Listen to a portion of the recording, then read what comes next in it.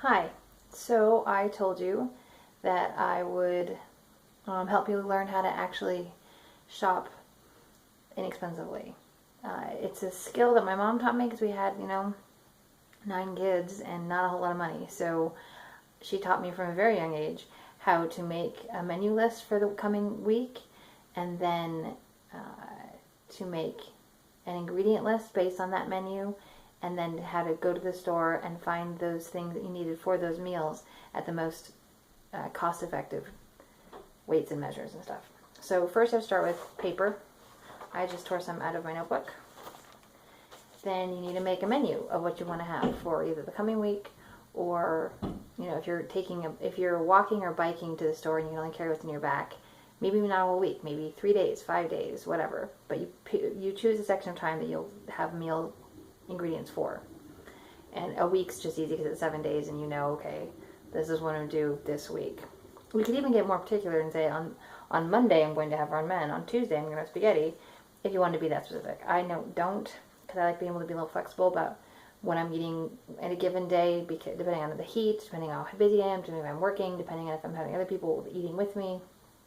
But it starts with a list of meals that you know how to make and that you enjoy eating. So I made a sample list here. It says things like those meals. I also made a list of things that I have on hand for lunches, for breakfast, for snacks. So this is my meal list, the menu. So I make that up first. And I usually just go with the things that I like, that I know how to make well, that are fast, and then occasionally I'll want to try something new, but for my basic grocery shopping, I start with the menu list of what I'm going to have that week for meals. And then, oftentimes on the other side, so I don't lose it, so it's one piece of paper, for the sake of demonstration, I did it on 2. I then make my grocery shopping list.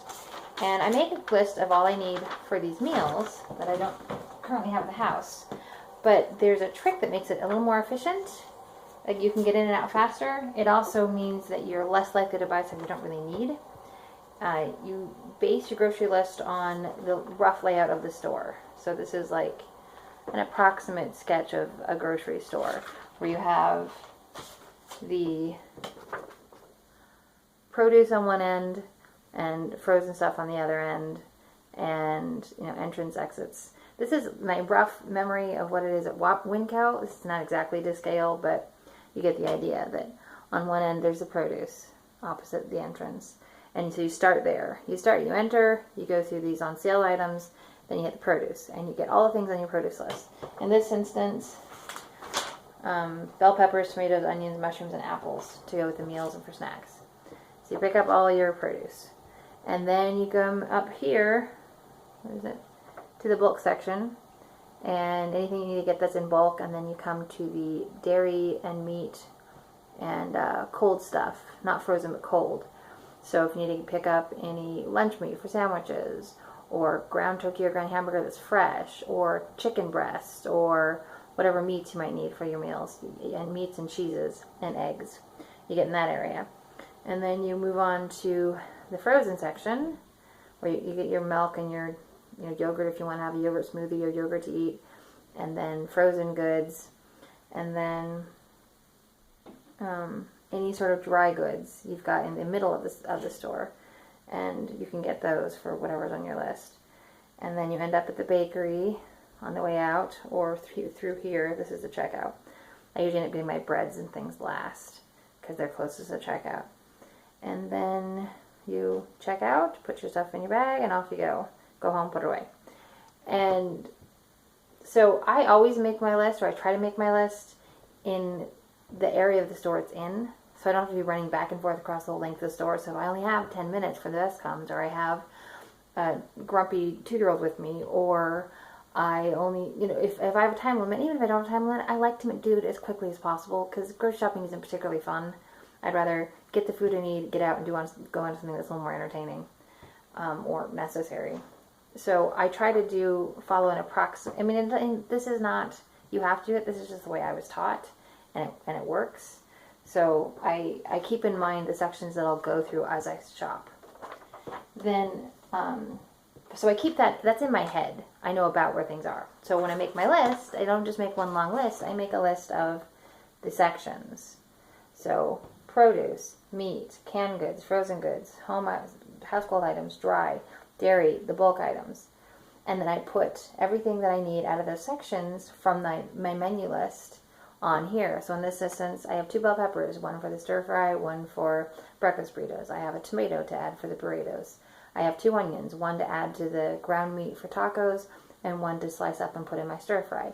I have 1 mushroom because I like mushrooms in my spaghetti, and I like mushrooms in my stir fry, so I put half in my spaghetti sauce and half when I do the stir fry. Apples because I like to eat, they're good snacks. That's a staple I always have on hand.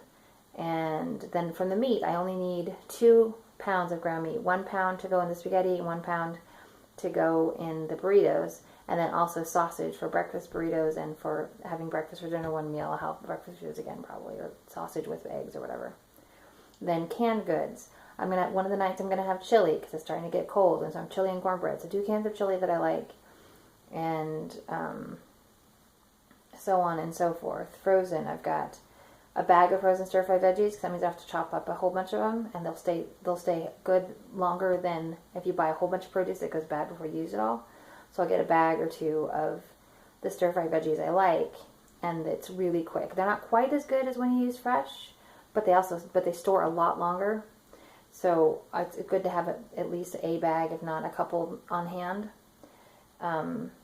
And then I like to get something when it's still not completely cold. I want to get a frozen treat. So maybe some popsicles or maybe some frozen yogurt or whatever.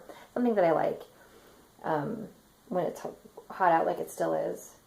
And I can decide then. And then also some frozen fruit, like in pieces, because I like to put that in yogurt smoothies or to defrost a little bit. And you can put it on top of ice cream if you get ice cream, or you can, depending on what you get, you might be able to turn it into a pie or put it in a cake or something. But frozen fruits are